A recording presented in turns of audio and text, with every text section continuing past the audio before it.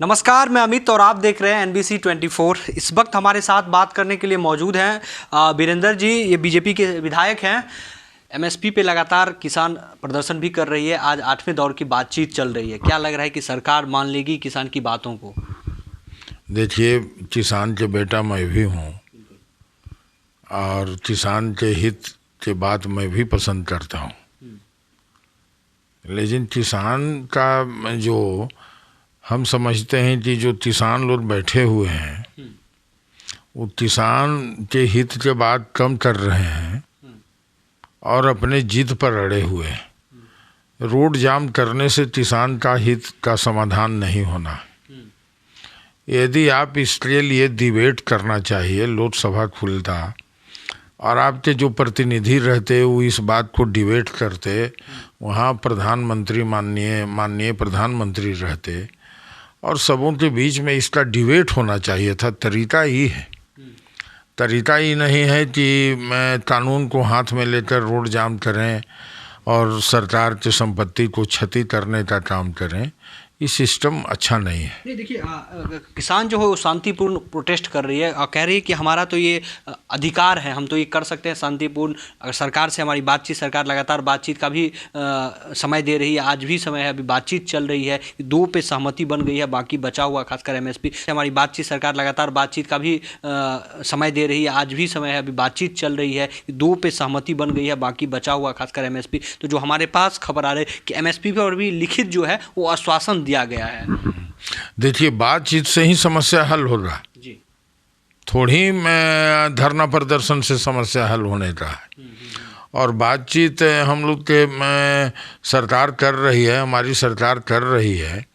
हमारे प्रधानमंत्री जी भी तत्पर हैं, हमारे गृह मंत्री जी भी तत्पर हैं और कृषि मंत्री भी अनेकों दौर का बात कर चुके हैं। तो इसलिए लगता है कि इसे समस्या समाधान हो जाना चाहिए। और हमारी पार्टी भी किसान के हित में ही कानून बनाया है, न कि किसान के अहित में कानून बना है।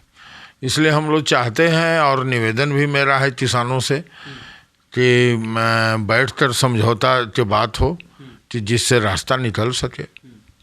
बिहार की राजनीति पर अगर बात कर ली, ताज़ा हालात पर उसके बात करें तो लगातार उठा पटक चल रही है। उधर RJD लगातार आप लोगों पे निशाना साध रही, कह रही कि JDU के जो विधायक हैं वो हमारे टच में हैं, 18 से प्लस विधायक हमारे टच में हैं और खरमास के बाद हम सरकार बना लेंगे। तो कहीं सरकार आपकी गिरने की नौबत ना आ जाए। देखिए, ऐसा कोई बात नहीं है और जनता सरकार चलाने के लिए वोट दिया है और हमारे पार्टी का इतना संख्या और हमारे NDA का, जदयू का संगठन बहुत मजबूत है। ऐसा कोई बात नहीं है। उन लोग के पास कोई मुद्दा नहीं है तो आखिर कुछ न कुछ तो बोलते रहना चाहिए और बोलते रहते हैं। यही सब समस्या है। अच्छा। दूसरी बार RJD जो है वो तेजस्वी यादव थे, वो दिल्ली चले गए थे। उस पे लेकर भाजपा भी हमलावर हुई थी, कहते कि वो बिहार में नहीं रहते हैं, चले जाते हैं बार बार दिल्ली, बम्बई या घूमने के लिए। टूरिज्म एक स्थल, एक पार्ट टाइम जॉब राजनीति को बना दिया है। उस पर राबड़ी देवी ने पलटवार करते हुए कहा कि हमारा बेटा है वो कहीं भी जाएगा।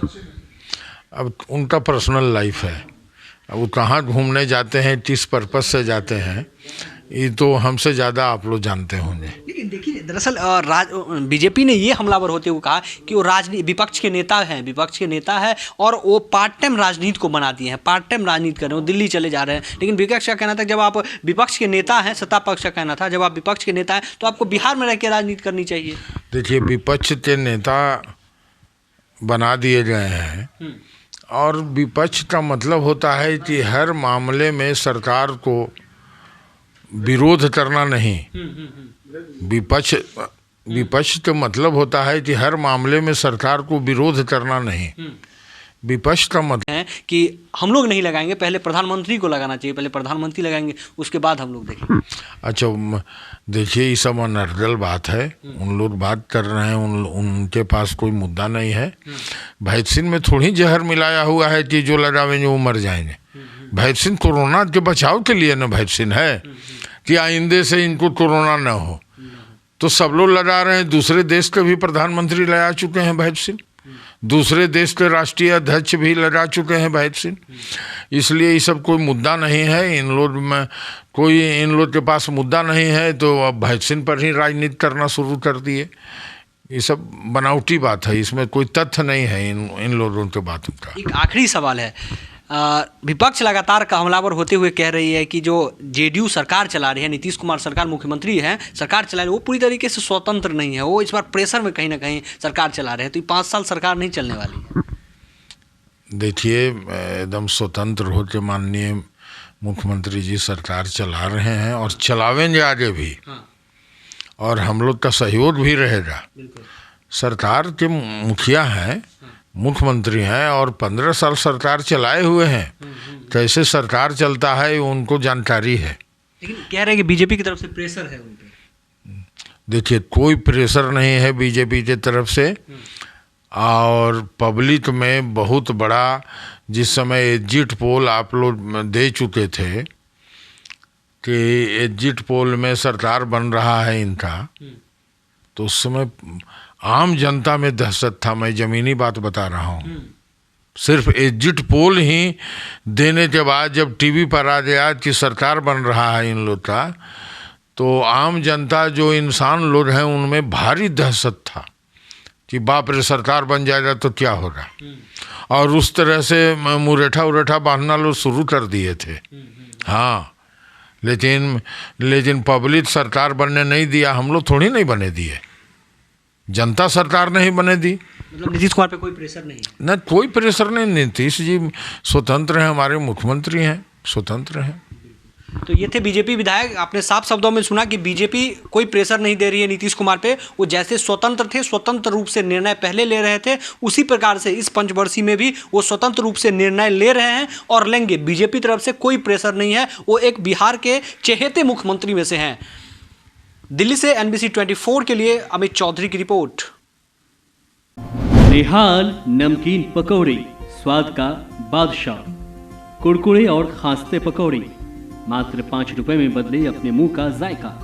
बच्चों से लेकर बूढ़े तक हर किसी की पहली पसंद निहाल नमकीन पकौड़ी।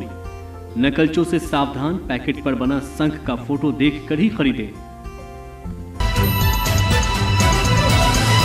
NBC 24, सच की ताकत।